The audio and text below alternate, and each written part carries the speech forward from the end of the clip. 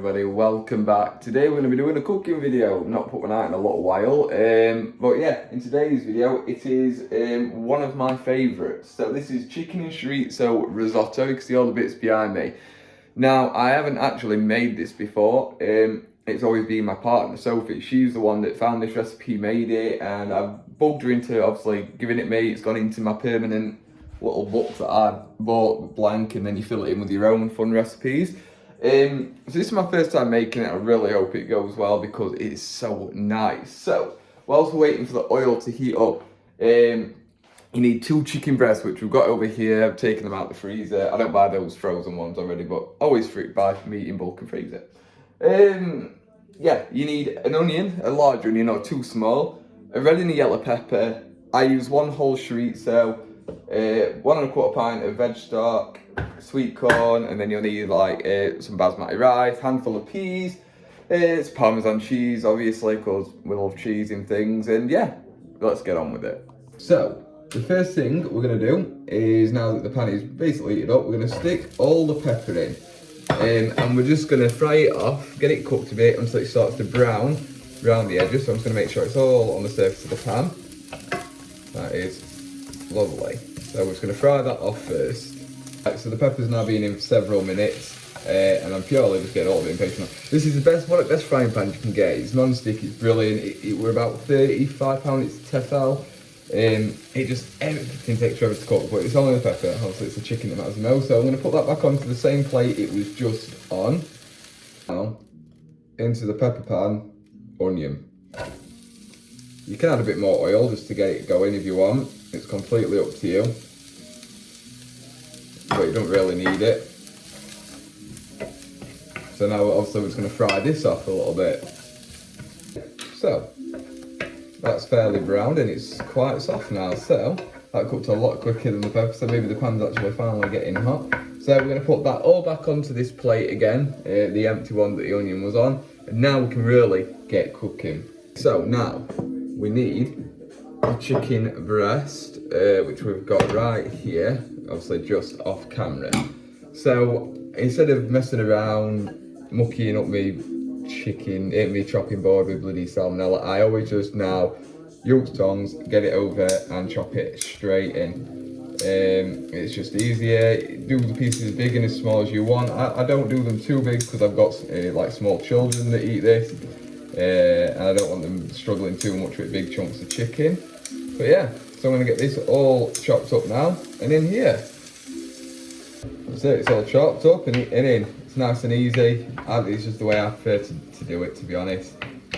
There we go. So we need to cook this completely, which is what we're going to do, and hopefully it doesn't take too long in this incredibly thick pan. Right, so this is all done now. So in fact we're going to use a drain spoon, or whatever they're called, this one, because we don't want to get all that oil out with it. So again, seems like all we're doing with this is we're going to put it all into a dish to one side. We're going to put the onion back in. I've also got rid of some of the juices in the pan just because we don't need them in there, because I'm going to be adding other stuff in now. I'm going to take that out.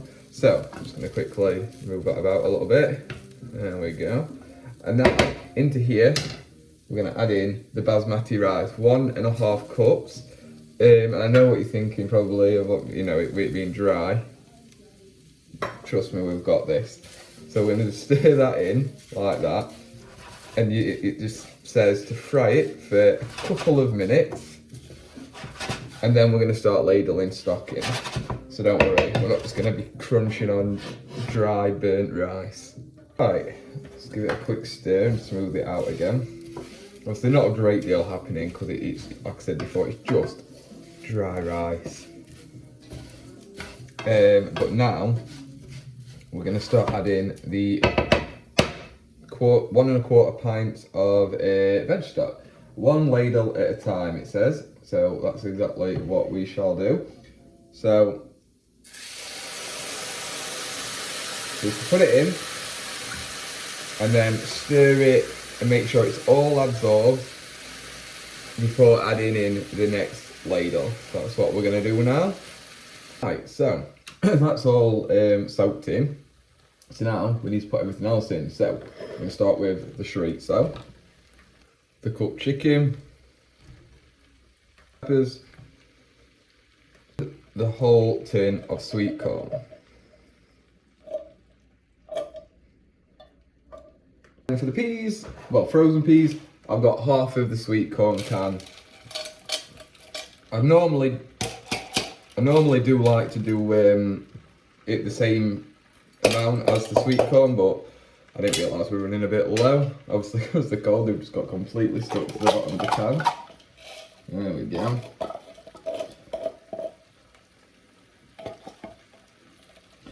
And then we want to make sure it's all stirred in really nicely. Now it is getting full, this pan, so you've got to be careful to not just throw it out everywhere.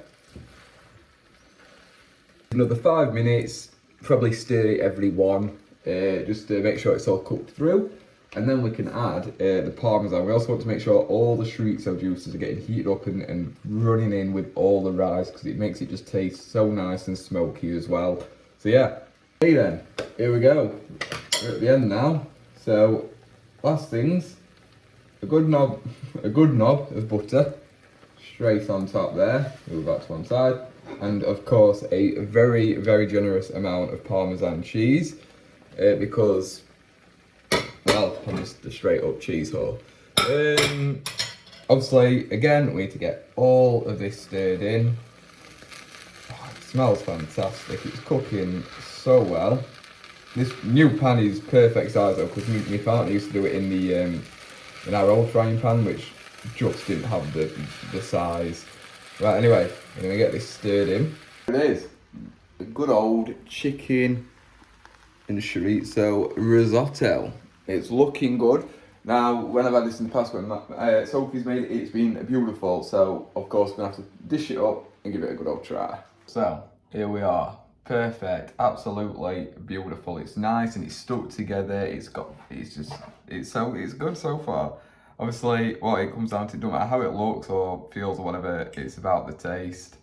So I'm trying to just get the rice, because obviously we know how the chorizo is going to taste. It's going to be fantastic. We got a bit of chicken on it. Just whilst it's cool as well. It's perfect for kids, this. Mine love it. Well, when my partner's made it anyway. Obviously, I've portioned my lad a little bit up for when he gets up from his nap. I always take the chorizo out, or you could cut it up into little cubes before cooking.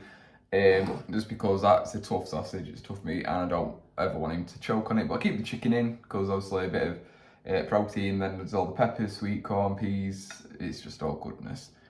Anyway, fingers crossed.